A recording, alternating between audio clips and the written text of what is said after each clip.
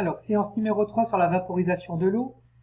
Nous allons commencer par la correction justement du protocole de l'expérience. Alors, nous allons corriger point par point. Donc, point numéro 1, c'était la question posée. Vous auriez pu poser comme question la question suivante.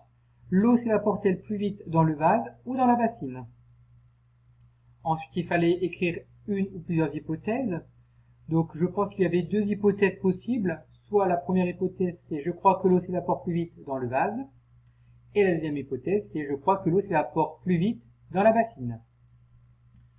Ensuite, il fallait faire le schéma de l'expérience. Donc ici, au début de l'expérience, il y a le vase et la bassine, où il y a la même quantité d'eau dans chacun des deux récipients. Et enfin, le lendemain, donc après la nuit, on voit les niveaux de l'eau qui a diminué dans le vase et le niveau de l'eau qui a également diminué plus considérablement dans la bassine. Donc voici les observations dans le point numéro 4. Après une nuit au repos, on observe que l'eau dans le vase s'est évaporée plus lentement que dans l'eau qui se trouvait dans la bassine. Conclusion. L'eau qui a une plus grande surface avec le contact de l'air, donc cas de la bassine, s'évapore plus vite que celle qui a une petite surface avec le contact de l'air, dans le cas du vase. Voilà pour la correction de ce protocole d'expérience. Poursuivons maintenant la leçon. La vapeur d'eau est largement utilisée dans notre vie quotidienne. Par exemple, on s'en sert pour repasser les vêtements ou cuire des aliments. La vapeur d'eau est aussi utilisée dans l'industrie. Elle permet notamment de fabriquer de l'énergie comme l'électricité. Donc là, vous devez retenir des exemples dans la vie quotidienne, d'accord? Dans cette leçon, nous avons appris que le changement d'état de l'eau liquide en gaz s'appelle la vaporisation.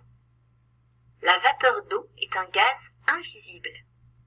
L'eau bout à 100 degrés. Alors, ce qu'il faut rajouter également, c'est que dans la nature, ça ne s'appelle pas la vaporisation, mais l'évaporation.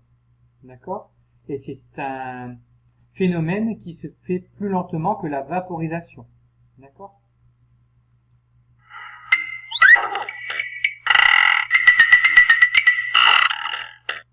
Alors maintenant, vous allez devoir compléter justement cette trace écrite sur la vaporisation de l'eau. Donc vous devez compléter le schéma avec les mots suivants. Eau liquide, plaque chauffante, vapeur d'eau, brouillard, bulle d'eau. Tout en sachant que bulle d'eau, c'est l'ébullition. D'accord? Voilà. J'ai appris que l'eau bout à 100 degrés. Quand l'eau s'évapore, elle devient de la vapeur d'eau. L'eau passe de l'état liquide à l'état gazeux, c'est la vaporisation ou alors l'évaporation. Et la vapeur d'eau est invisible. Je vous laisse donc compléter ce document. Vous pouvez mettre sur pause car je vais donner la solution tout de suite après. Voici donc la solution. Donc il fallait d'abord écrire la vapeur d'eau qui est ici. Donc elle est invisible à l'œil nu, c'est un gaz invisible.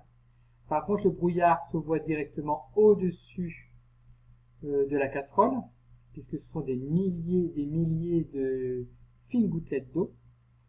Ensuite, ici nous avons les bulles d'eau, qu'on appelle l'ébullition, l'eau liquide qui est en train de se chauffer, et enfin la plaque chauffante. Nous allons terminer cette séance avec la leçon, donc vous allez prendre votre stabilo pour pouvoir justement surligner ce qui est important de retenir. Là, je vais juste augmenter, voilà, pour que vous puissiez mieux voir, la vaporisation de l'eau. Vous pouvez surligner le titre. Premièrement, l'ébullition. Lorsque l'on place une casserole contenant de l'eau sur le feu, l'eau fait du bruit et de grosses bulles d'air se forment à sa surface. C'est l'ébullition. On dit que l'eau liquide bout à 100 degrés. Vous allez pouvoir surligner ces deux dernières phrases. C'est l'ébullition, on dit que l'eau liquide bout à 100 degrés. Deuxième point. L'eau change d'état, la vaporisation. Lorsque l'eau bout dans une casserole, un nuage de brouillard se forme au-dessus de la casserole. L'eau dans la casserole diminue, elle s'évapore. L'eau change d'état et devient de la vapeur d'eau. L'eau passe alors de l'état liquide à l'état gazeux. C'est la vaporisation. Plus la surface de l'eau en contact de l'air est importante, plus l'eau s'évapore vite. Alors ici, ce que vous allez pouvoir surligner, c'est l'eau change d'état et devient de la vapeur d'eau. L'eau passe alors de l'état liquide à l'état gazeux. C'est la vaporisation. Donc ça, vous pouvez surligner tout ça en fluo. Ce que vous pouvez rajouter également ici, en dessous de vaporisation, vous pouvez écrire évaporation. D'accord? Parce que la vaporisation, c'est avec la casserole lorsqu'on fait chauffer de l'eau de manière non naturelle. Par contre, l'évaporation, c'est ce qui se passe dans la nature. D'accord? Donc vous pouvez l'écrire, l'évaporation. Petit 3. La vapeur d'eau est invisible. La vapeur d'eau est un gaz invisible. Quand l'eau bout, le brouillard qui se forme au-dessus de la casserole est constitué de minuscules gouttelettes d'eau liquide, ce n'est pas de la vapeur d'eau. Donc ici, ce que vous pouvez souligner, c'est la vapeur d'eau est un gaz invisible. Voilà. Alors, moi, j'ai terminé de compléter le schéma ici également. Vous voyez, donc j'ai rajouté, hop, l'eau à l'état gazeux, ici, et le passage de l'eau à l'état liquide à l'état gazeux, c'est ce qu'on appelle la vaporisation, et j'ai rajouté également l'évaporation. Voilà. Cette séance est donc terminée.